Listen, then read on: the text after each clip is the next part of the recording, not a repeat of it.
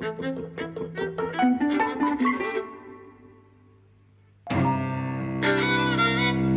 and welcome to Eavesdropping at the Movies. I'm Mike. And I'm José. And today we've seen Elvis. Yes. When I say we, I mean you. You slept through a lot of it. I slept through a lot of it. And it's not, I don't think it's really the film's fault, because I was enjoying it until I fell asleep. I was just tired. And there's a lot of film to sleep through. It's 2 hours and 39 minutes long. So I didn't realise how long it was before we found out at the end. You said it felt longer, even.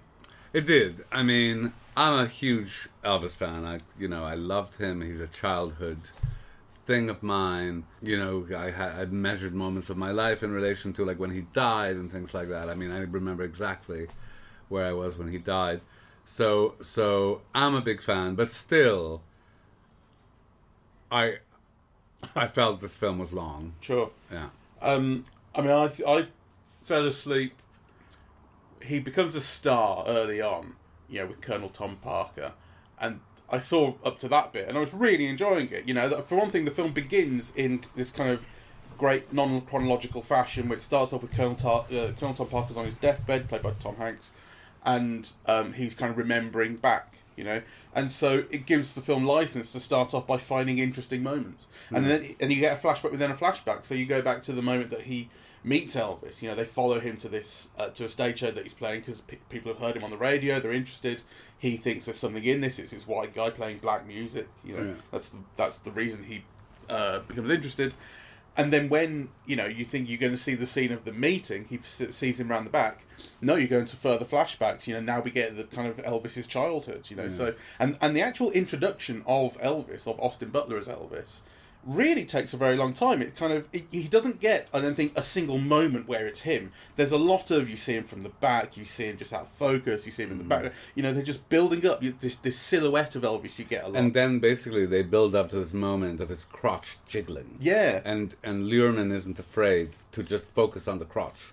Right, the whole beginning I thought was dazzling. Yeah. And I was thinking, I don't care what people say, I love this, right? Because it begins, just the design of the credits and so on. I thought it was just dazzling, right? I loved it. And, the imagery was, fantastic. The editing was, kind of really rhythmic.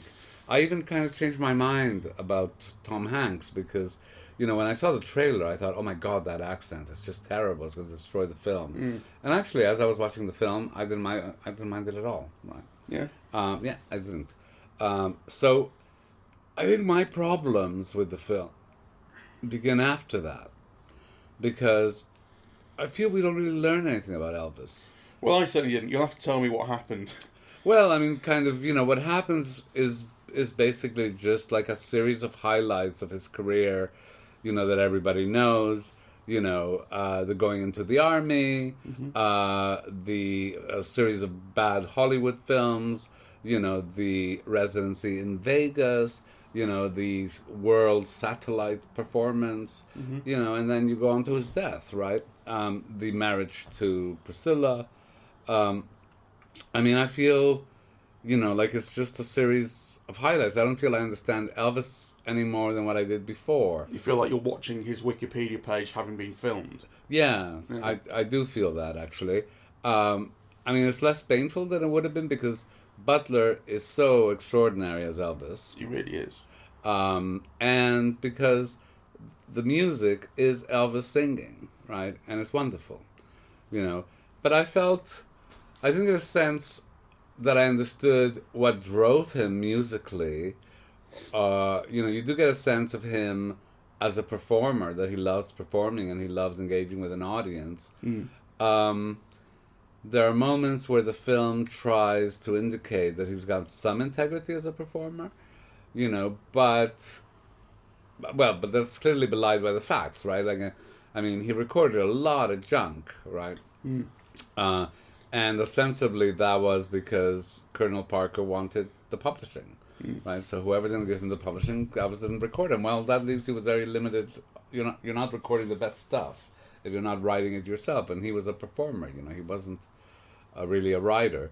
So I felt I didn't learn very much about him, and I also felt I didn't learn very much about Colonel Parker that I didn't know. Yeah. You know, so he was someone who had sneaked into the country, who didn't have a passport, who pretended to be a colonel, you know, but he was really just like a carny, con man, basically. Now, you know, what the link between him and Elvis was, the film claims, you know, that obviously they're successful together. Well, yes, I mean, but, you know, I mean, yeah, with a different person that wouldn't have been enough, because how much success would you need, right? Like, you know, you'd hope that someone would also want to do good stuff, and clearly Elvis wanted to do good stuff, and he regretted it. So why didn't he? I mean, you could see why the Colonel Parker wouldn't want to. You know, he'd go where the money was, right? Yeah. And there are a whole series that is dramatized in the setting up of the Christmas special, which turns out how Elvis wanted it, right? Rather than how Colonel Parker wanted it. I saw that bit. Yeah. Just great. I fell asleep when he was becoming a star, and then I woke up and he's meeting the band that I think would then become his band. He's on the Hollywood sign, and he's saying, "I need." Those are his producers. Those are the producers of the television show, which are hot young producers. There you are. That's what I mean. Thank you. He's meeting them, right? Yes. And he's saying stuff like, "I've been to war for this country. This country took my mother," and I'm like, "Fuck, how much did I miss?" You know. And then I fell asleep, and there's lots more that I thought that was going to be towards the end of the movie or something. I don't know. It was so much more. But I did see that, and it's interesting actually. The thing about the link between him and Colonel Parker. There's a shot early on where he's in the carnival with him, and it's still such and such Snow. I forget the guy's name. Hank Snow. Mm-hmm. It's still his show, and Elvis is like gradually growing in popularity and prominence over Hank Snow. And there's a shot of the carnival which has a geek in the background, a poster for bit of signage for a geek, which we've talked about before on the podcasts for Nightmare Alley, the old and new versions. And it's deliberate. It racks focus, and you see the sign, then you see Elvis, and like that is the connection for Tom Parker, at least. That is a connection going up all the way up to when he's in Vegas, and he's losing it on stage and kind of ranting at Colonel Parker. This is once he's found out kind of the truth about him, and how much money's taken from him and so on. That, you know, I'm caught in a trap. You've kept me here in this gilded cage, or something along those lines. You know, so and that's like I think if the question is then, why didn't he leave? Why didn't he do something else? Well, the geek can't leave. You know, the geek's addicted. Well, but, you know, to think of Elvis as a geek is a bit too much, I think, you know, because he is the talent. He had all the power. Mm-hmm. Like, performers always have all the power. They could say, no, I'm not performing. I mean, you know, someone like Judy Garland, who was a victim also. I mean, she ended up with no money, and her money was all stolen or something. You know, but you didn't fuck around with her, because if she was in a mood, she just wouldn't go on stage, and then you lose all your money, right? Yeah. So, I mean, you know, it's not as if Elvis didn't have a lot of power in that relationship, but the film makes it seem as if he had none. You know, so I don't get that. I mean, this is an interesting film because shot by shot, it looks smashing. I think, you know, there are really some really innovative visual things, right? You know, the scenes in Las Vegas with all the lights kind of slightly out of focus, like it's very expressive compositions and, you know, and design of shots. So you could see the work and the intelligence that's gone beyond that. But it is a very surface intelligence. I mean, I think it's a film, you know, that to me has no depth, right? Like, I just don't, I mean... You know, you were saying about the Wikipedia page, but in fact, I have read Last Train to Memphis. I've read lots on Elvis. Like, you know, the film doesn't really convey anything that you didn't already know, and it also doesn't make you feel it. So what I did feel at the beginning was how sexy and dangerous Elvis was. Yeah, right? yeah. You know, all of those scenes at the beginning are terrific for that, right? As soon as he goes to Germany and comes back, I don't get it, right? Like, you know, I mean, he had a 15-year career as a top star, as a million, you know, he was making the same amount of money as Richard Burton and Elizabeth Taylor, right? You know, or more, right?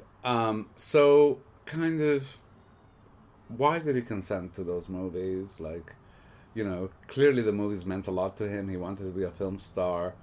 Is it just because the first one he did without singing wasn't successful? I mean, that can't be enough. I mean, kind of all artists have successes and failures. He had successes before. I mean, I just feel that psychologically it's not illuminating. I think sociologically it's also not illuminating. I mean, Elvis is, I think maybe kind of, well, some people would now say it's Sinatra, but for me, Elvis is the presence of 1950s America, i.e., a post-war America, that is a beacon to the world, a beacon of democracy and social justice and prosperity and social inclusion and it is America at its height, where kind of people still believed in the idea of America, not only inside but outside. So, and he kind of represents the youth culture of that, right? So it would be kind of interesting to see how that deteriorates into Vietnam and the Kennedy assassinations and Malcolm X and, Martin Luther King assassinations, which are all mentioned, but which are not used, I don't think, to illuminate what Elvis symbolizes or who Elvis was. All you get is his powerlessness in relation to it. Yeah, he can't perform at their funeral because the colonel says no. Well, in fact, I think it's Mahalia Jackson who asked him, well, aren't you a man? Can't you make your own decision about, what funeral you attend? And actually, so you get the sense that Elvis feels he can't for his image or whatever, but why he feels he can't is, I still don't understand it. So maybe I missed bits of the film, but I was awake throughout it. Yeah, no, it does feel like it's kind of flattening details in order to fit its own project of that geek thing. It's saying this is what Elvis was and this is who the Colonel was, but it's not that simple. It's just not that and in simple fact, if you life. think of the geek in Nightmare Alley, it's people who have nothing to lose. Yeah, it's down and out, alky drug addicts who then let them get exploited because they have nothing else to lose. I mean, Elvis is a young man full of talent and bloom and sexuality and, interests. Yeah, he's going to all the black clubs and meeting all these people who are doing exciting things that he loves, right? So, why would he become a geek to a carny barker, right? That thing doesn't hold up to me. Well, I mean, the thing about the geek is that the geek also doesn't intend to become a geek. The geek is drawn into it by someone who knows what they're doing, who plies them with the drugs, gives them what they need, and so which I'm not saying, I still don't think that really fits, but that is kind of what Colonel Tom Parker offers to Elvis is the stardom that he seeks and craves. And actually, craves isn't the right word, because early on he's a very honest, kind of earnest young man who just wants to play his music to people. That really is kind of the way he comes across. Yes. And but the thing is, Colonel Parker is promising him that opportunity. I mean, there are other kind of predatory relationships between all of them managers. Well, managers and talent, and they don't come from nowhere, and you never mean to get into them as the kind of victim half of it. So I can see how it's just trying to play that card, right, and play that plot kind of note. But the fact that the film is playing it doesn't mean that it's true of real life, basically. No, but I mean, whether it's true in real life is in a way less interesting to me than how it makes sense dramatically within the film. Okay, yeah. Right. And so, for example, that moment where at the end, or near the end, where Elvis collapses and the Colonel says, do whatever it takes to get him on stage.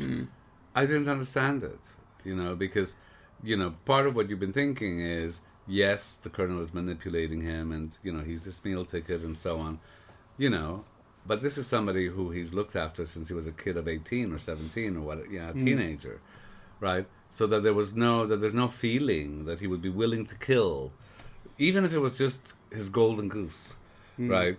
To get him on stage. I mean, that felt like dramatically didn't make sense to me. Yeah, there was nothing along the lines of, like, like, if he doesn't play tonight, we lose such and such. Exactly. You know, which would provide an incentive you could believe. It's just he needs to play because he plays, and that's what he does.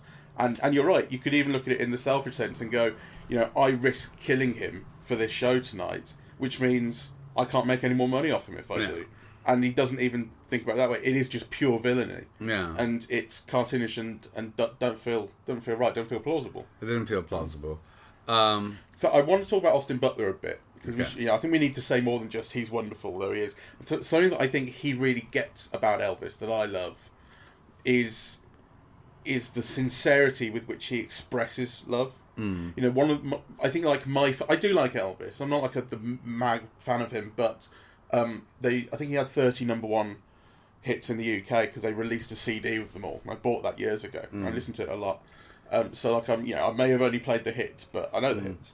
And maybe the era that I like the most of Elvis is in his later years when he's playing Vegas and he's big. Because the thing is, he's this monster of a man, but he's still singing the most beautiful ballads. And there's this contrast between those two things that I adore. And here, Austin Butler's Elvis has, whenever he's saying "I love you," whenever he's expressing that, whenever he's singing his ballads, and when he's young, it is Austin Butler singing. When he's older, it's Elvis's voice.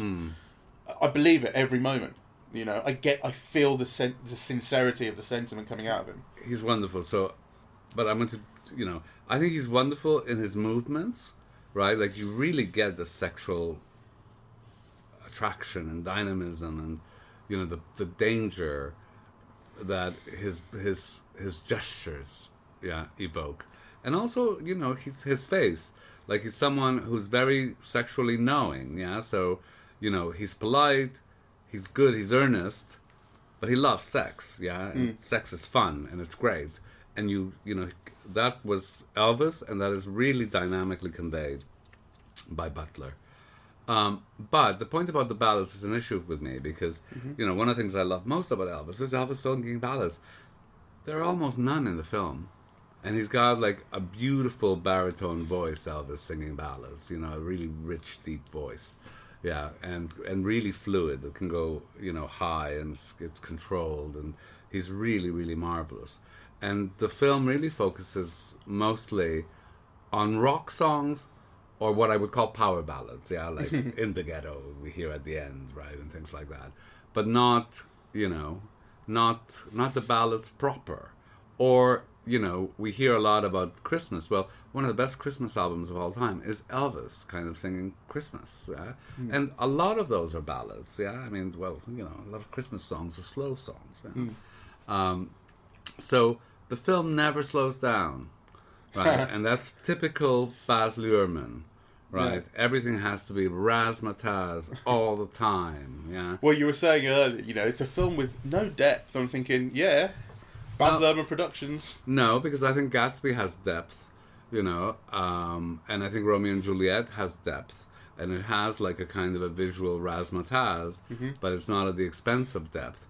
And actually, in Gatsby, like the visual razzmatazz is what gives it depth, right? But here, I think it doesn't, right? So I appreciated the rich soundtrack design, that mixes, different types of sound, like kind of, obviously a lot of the mixing in of older songs, particularly not by Elvis, are mixed into like, I don't know, rhythm and blues, hip hoppy type arrangements. There's some modern music that can find its way in, but it's always mixed with the Elvis songs. Yeah. So, which I really enjoyed. I mean, I thought it was brilliant mixing. I love that too. But as for the purpose, other than giving it a level of energy it might not otherwise have to a modern audience. Well, I think the purpose is to demonstrate the continued influence of that music. How it is very much with us, and how Elvis and those early rock and roll people, their presence is in the culture, though it might not be named. And we hear it all the time without knowing necessarily who to attribute it to. So I was okay with that. I think what I wasn't okay with, and why towards the end I was looking at my watch, was just a dramatic thing. This should have been a film with lots of, different narrative strands, all with tensions, all connected, right? The marriage with Priscilla. You see it start and you see it end. Why it starts, why it ends. You just know that it did because it happened in real life. But actually, you don't get any of the sense of the internal dynamics of it. She says at some point that you're sneaking women in. Well, she leaves him and she takes the kid. But, how it goes from being a teenager in love to that moment, you have no idea. Yeah. And it could have been done very subtly and economically, the relationship with the father. You have no idea. So, I mean, I suppose, you can bring things, external knowledge to it, but the film itself doesn't do much with it. His relationship with the mafia, the Memphis Mafia, well, you know of it externally, and you're told these are the guys that, his cousin this and, his whatever, his high school buddy there, and they're always hanging around with him and whatever, and at the end, you realize he spent a lot of money on them and they're all living off of him. But why? Yes, what does he need from them, that, involves putting them all on the payroll and having them hang around all the time? You can imagine. Actually, it would be good for the film to tell you something. Well, yeah. Right. Yeah. So I think it's one of those films. Actually, I think you put it very well. It's like the Wikipedia version of Elvis's life. It's like you get all the highlights and very little analysis, and so you get the bare facts of it, but actually not a rich understanding. No. Or indeed an emotional response, because I felt I really responded physically almost, right, to the first 30 minutes of the film, I thought it was dazzling. I loved it. And then the rest, I was kind of slightly bored by. And then the end, I really disliked. I really disliked those shots of Elvis bloated and, Yeah, they transitioned into real footage of Elvis in the last few years of his life when, those shots, that era that I mentioned where he's large and... he's super fat. His face is bloated. You're seeing him in great close-up. He's singing well, but not... the film would like you to believe that he's singing beautifully, but actually he's not.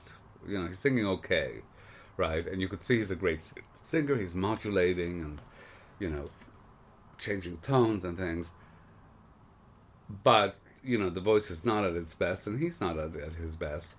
And the camera really makes you see the flab, the fat, the distortions in the face. He almost looks like someone else, And I'm thinking again, what is the purpose of that? Dramatically, right? To say, oh well, drugs killed him. This geek at his dying moments.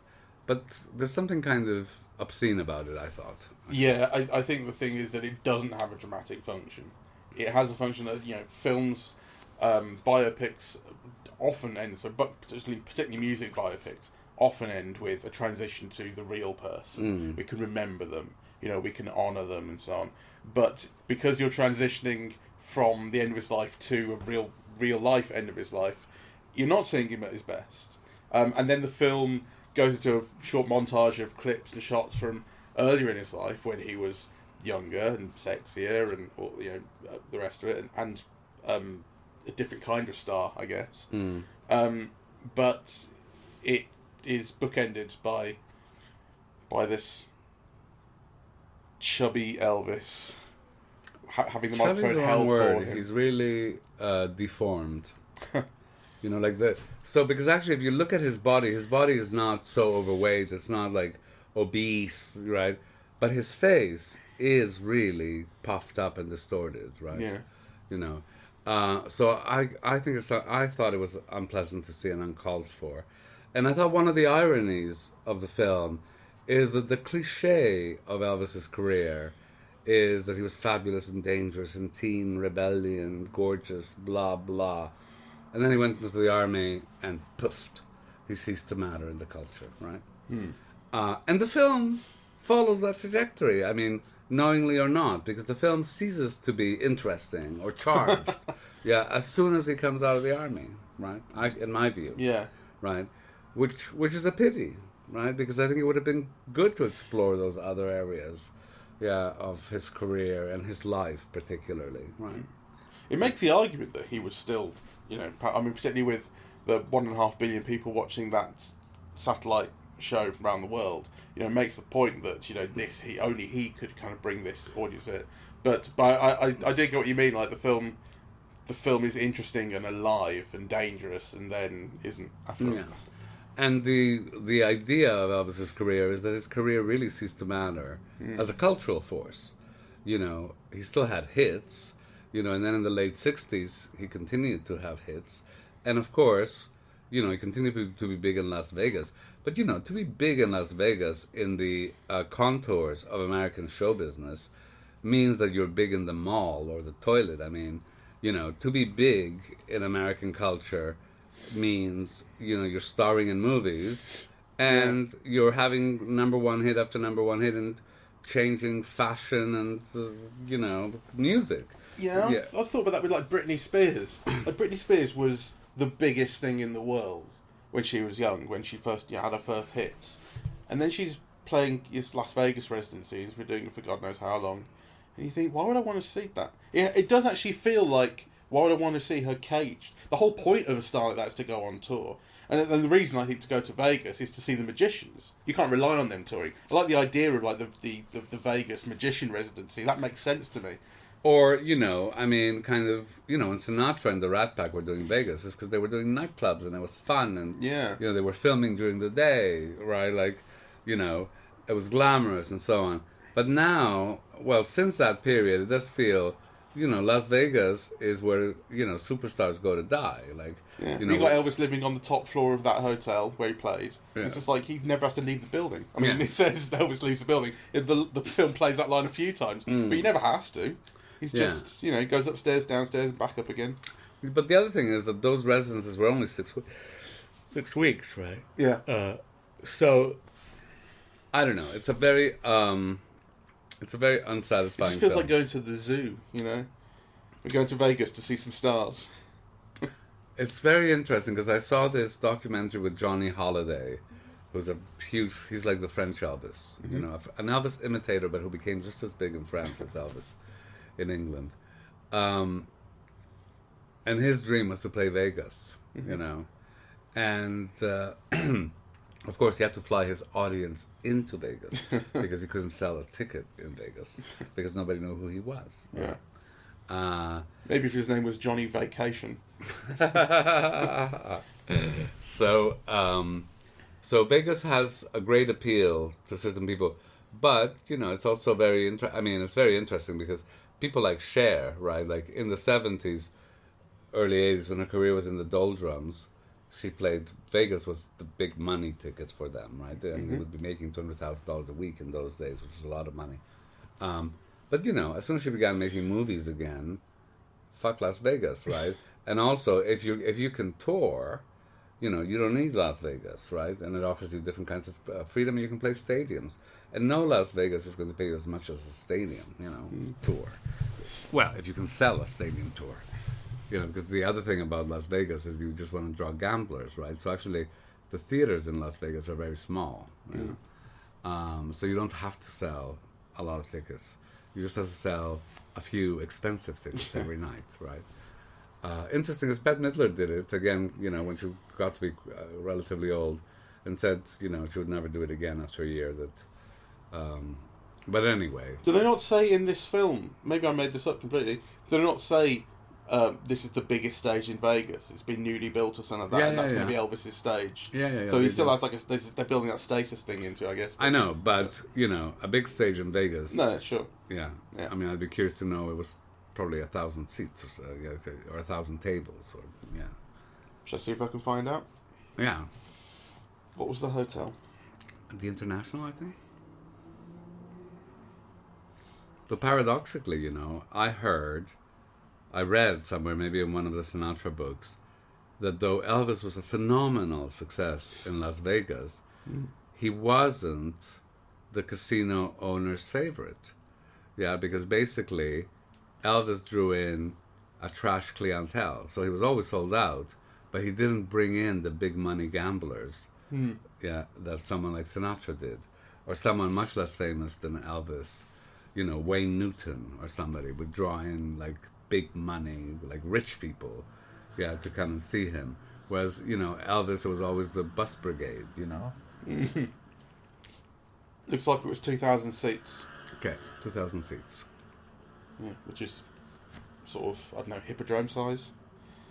How big's the hippodrome? Yeah. Yeah, something like that. Something like that. Yeah. No. Where, he could have been selling 50,000 seat stadiums, which Elton John and the Stones and people like that in those days were doing. Right. So, anyway, to get back to the film, I really wanted to like it. I love the material. I actually love Baz Luhrmann. But this is a film where I think what his critics accuse him of ends up being true. Yeah, that it's all like flash and no substance. Yeah, fair enough.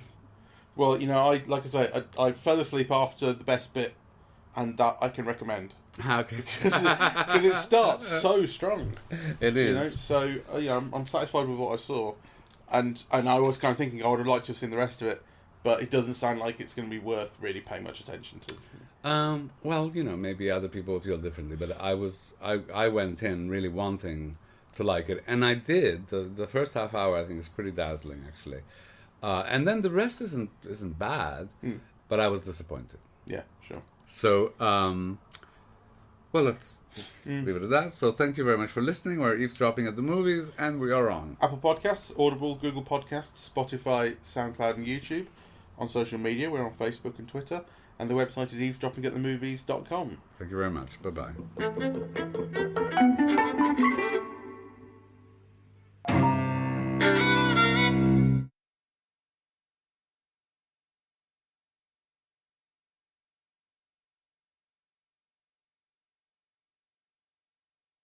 Thank you for being my Colonel Parker.